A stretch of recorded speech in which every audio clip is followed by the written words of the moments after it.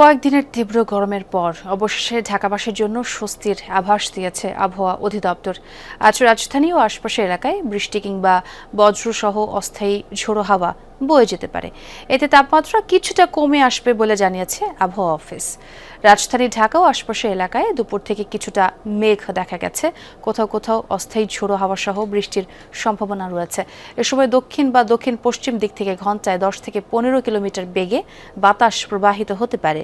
দিনের তাপমাত্রা সামান্য কমতে পারে বলেও জানানো হয়েছে। আজও কালকের মধ্যে চলমান হিট ওয়েভ কমে যাবে বলে জানিয়েছে আবহাওয়া অফিস। আগামী 4 দিন বৃষ্টি হতে পারে। মে মাসের প্রথম সপ্তাহ পর্যন্ত তাপমাত্রা স্বাভাবিক থাকবে বলেও জানান আবহাওয়াবিদ বজলুর রশিদ। বলেন, মে মাসেও 2 থেকে 3টি মৃদু ও মাঝারি হিট ওয়েভের শঙ্কা রয়েছে।